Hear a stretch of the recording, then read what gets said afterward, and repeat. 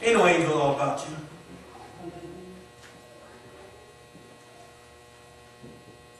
Discouragement. I ain't gonna do all this on this paper. It's just what on last night. All right. Okay. Let's go back to Nehemiah. Let's finish this off. Because see, how did Nehemiah overcome discouragement that was in his camp? Nehemiah already did. We go back to Nehemiah 2. It talks about how Nehemiah had already he had a letter from the king. He had letters to the governors of all up where he went. The only way they could stop the work was to discourage him. Nehemiah knew. Okay, and Nehemiah also knew because he had talked to the Lord, and the Lord had let Nehemiah know in no uncertain terms, I am with you. Amen. Okay? I am with you. And again, we have that same assurance. Yes.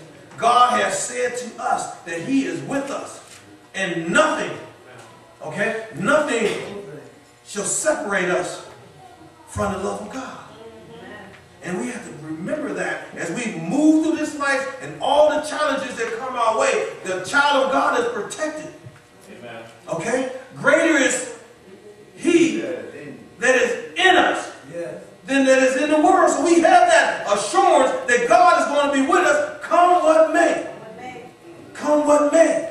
Now, how did Nehemiah deal with that? And there's a lot more I can say about that. I'm just trying to move on. Listen, prayer. Prayer was Nehemiah's first response. Not his last resort, but his first response. Look at verse number 4 of chapter 4. Okay? He says, hear what? Hear our prayers. He said, hear our prayers, O Lord, O our God. Come on. Our God. Our God. For we, great leaders put themselves right in action. Great leaders aren't afraid to clean toilets and mop floors and pick up paper in the parking lot. Great leaders put themselves right in the thick of things. And here's Nehemiah right in the thick of things. We've talked about it with Paul. We talked about it with John. We're going to talk about it with Peter and James. But there's no I in team. Okay? There's no I in team. When you talk to somebody that talk about I a lot, me a lot, you better be careful. You can't spell sin without the I. Okay? You can't spell sin without the I. Listen, he said, hear, O our God, for we are despised. Who's the we there? Nehemiah is saying, we are your ambassadors, and if you called us to do this work, and they coming against us, they coming against you. All right. So Nehemiah put it all in perspective. He was trying to get through. This was a powerful prayer. He said, for we, you and me, God, we in this together. All right. Okay? So they despise in the child of God, they despise in the father of God. Yeah. Or the father of the child. He said, for we are despised and turn their reproach upon their head. I don't like to pray like that. You know, we so passive and sissified in church. We don't want to pray these battle prayers. All right. See, we don't even know where to find these battle prayers. We either, oh, little Jesus, meek and mild, little Jesus in the way in the manger. No, he ain't in the manger now. All right. Okay? Listen. This is where we get out. This is where we get run in a lot of trouble. See? This is why we got all these women preachers getting up here with this old feminine, sissified message. Listen. See, this is a man thing. This is a man thing here. He said, for we are despised. Come on, stuff. Preach, Reverend. I know that. I ain't worried about the women, because if the men come to church, the women will come. I ain't worried about that.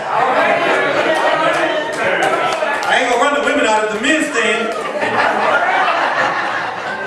I ain't stunned y'all. Y'all gonna be here. Some good working class men up in here. They let everybody be coming out here. You know why they don't come to church?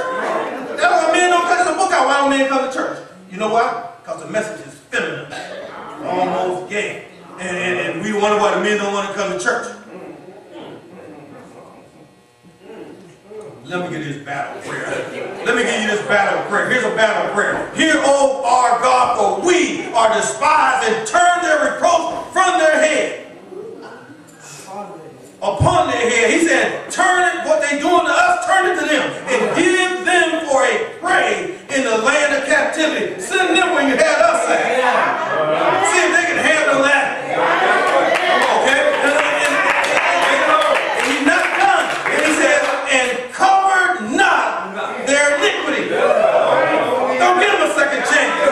Wipe them off the earth. And let not their sin be blotted out from before them. Don't even forget them. Don't even give them a chance to forget or repent. Just send his butt straight to hell. That's what he's saying. I ain't reading nothing into that. We gonna pray like sissies all the time. Pray like a man. Yes, sir. Oh, forgive them. Forgive them for they know that they know. No, Jesus said that on the cross. You ain't on the cross. When Jesus went on the cross, he rebuked them. Go to Matthew 25 and read how Jesus talked to them Pharisees. Called them a whitewashed sepulchres, full of dead man bones. We don't serve no sissified God. Walking around here switching and twitching long hair.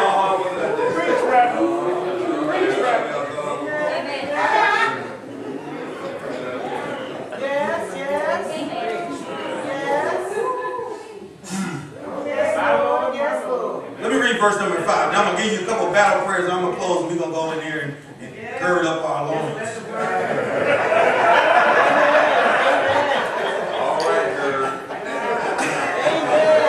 And cover not their iniquity, and let not their sin be blotted out. Don't give them jokers another chance, God, for before thee, for they have provoked thee to anger before the builders. They didn't front God out. They didn't put you out there, God, like you ain't nothing, and you ain't gonna let them have it, are you? Yes, go ahead. Turn to Psalm 69. Turn to Psalm 69. I'm gonna give y'all some battle prayers. Now I'm gonna give you Psalm 58 first. 58. Psalm 58. I'm gonna talk about on the battlefield. We say that song.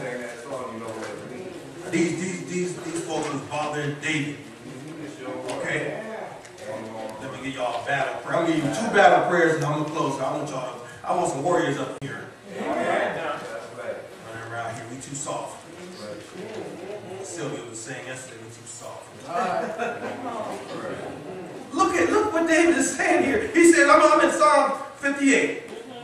Do you indeed speak righteous, O congregation? Do you judge uprightly, you sons of men?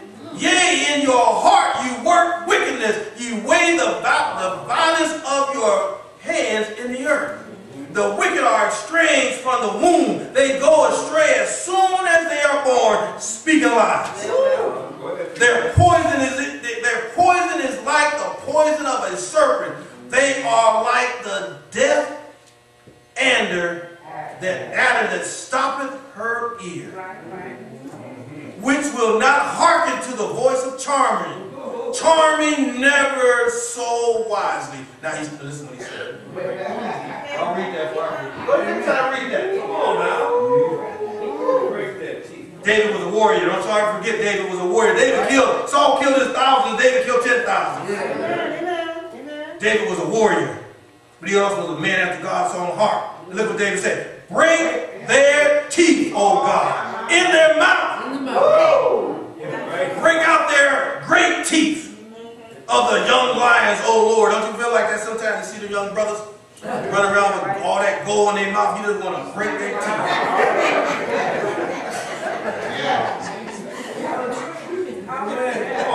Embarrassing me. All that gold. Break their teeth. All that chatter, talking, all that. What he's saying? All that talk. That's a battle prayer. Let me give you another one. Psalm 58.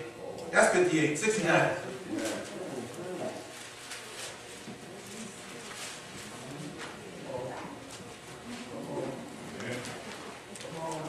Preach the word. Preach the word.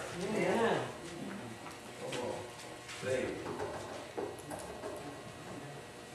69. Amen. 27. Y'all there? Amen. good. Psalm 69:27.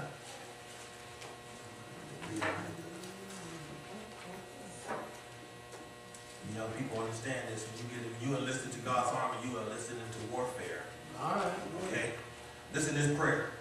I'm starting at verse 25. He said, let the habitation be desolate, and let none dwell in their tents, for they persecute him whom thou hast smitten, and they talk to the grief of those whom thou hast wounded. Add iniquity unto their iniquity. And let them not come into thy righteousness. Let them be blotted out of the book of living, and let not be written with the righteous. Y'all, some prayers wasn't in there. Let me give you one for the New Testament. 2 Timothy 4. 2 Timothy 4. I know, Dad, you don't have your tabs. I got get them in your Bible today. 2 Timothy 4. I'm closing.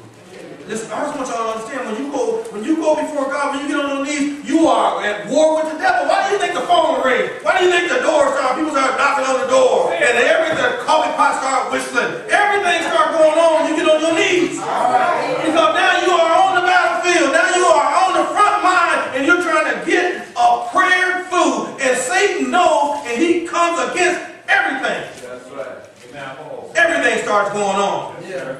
That's why when you read them great patriarchs, they rose early in the morning and prayed. For the little patter of the feet running around the house, you're not going to get a good prayer in at 2 o'clock in the afternoon. All right. Unless you ran everybody out of the house and locked yourself in the closet. Look at 2 Timothy 4 and 14. This is that old Alexander. He was the 10th man. And he caused Paul some problems. A lot of problems. Look at verse number 14. I'm just going to read it. He said, Alexander, the coppersmith, did me much evil. He caused Paul a lot of problems. Yeah. He wanted to kill Paul. He rallied all the people against Paul. He did a whole lot of evil stuff. Oh, we got to pray for him. You know, we got to pray for everybody. Really? The Lord reward him according to his works.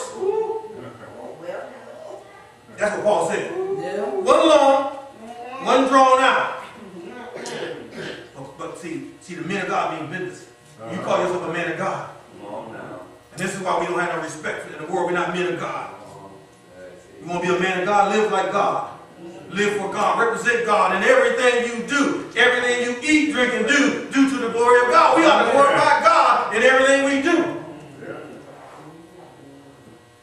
You have not because you ask not. Amen. Pastor, how does one get this line of work? Praying, fasting, mourning, and weeping. That's how Nehemiah got. Turn back to Nehemiah. Now I'm done. Turn back to Nehemiah chapter 1. This is fascinating. This is when we started, when Nehemiah first got the call. When his brother Hananiah came to him and gave him the report of Jerusalem. Y'all remember that?